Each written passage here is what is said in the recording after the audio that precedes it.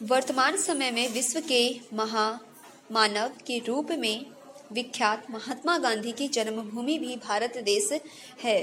संसार के प्राचीनतम ग्रंथों में वेदों की जन्मभूमि भी यह देश है। यह देश कभी सोने की चिड़िया कहलाता था, क्योंकि धन धान्य से भरपूर संपदा इस देश में विद्यमान थी।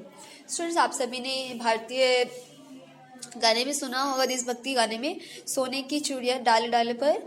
तो ये जो हमारा भारत देश है, ये सोने की चिड़िया के नाम से भी जाना जाता है। सोने की चिड़िया भी इसका नाम है, क्योंकि यहाँ जो हमारा भारत देश है, ये धन धान्य से भरपूर संपदा इस देश में विद्यमान थी। आज यह देश विज्ञान, कृषि, उद्योग, व्यापार आदि में अपनी अलग अलग पहचान बना रहा है। आपसी फूट के कारण यद्यपि यह देश कई सदियों तक विदेशी आक्रांताओं का गुलाम रहा, परंतु इस देश की महान अस्मिता को कोई नष्ट नहीं कर सका। स्वाधीन होते ही एक सूत्र में बंधकर यह फिर से उठ खड़ा हुआ है। हमने इस देश में जन्म लिया है, हम इस महान देश को सत सत नमन करते हैं। तो स्टूडेंट्स, आप सभी को गर्व है अपने भारतीय देश पर और एक भारतीय होने का।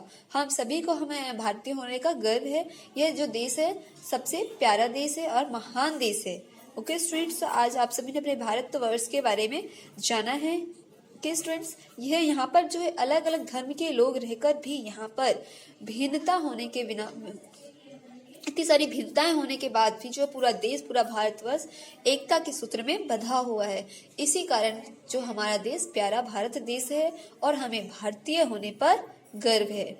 तो चलिए हम इसके शब्दार्थ के बारे में जानते हैं। कुछ यहाँ पर कुछ शब्दार्थ दिए गए हैं। क्षेत्रफल, रकबा, जलवायु, आबोहवा, ऋतु, मौसम, एकता, मेल, संगठन, विशेषता, विशेष गुण, पवित्र, पावन, तीर्थ, पवित्र क्षेत्र, उपासना स्थल, संस्कृति, आचार विचार, सभ्यता, मानवता, इंसानियत, आकृता, हमलावर, अस्मिता, गौरव।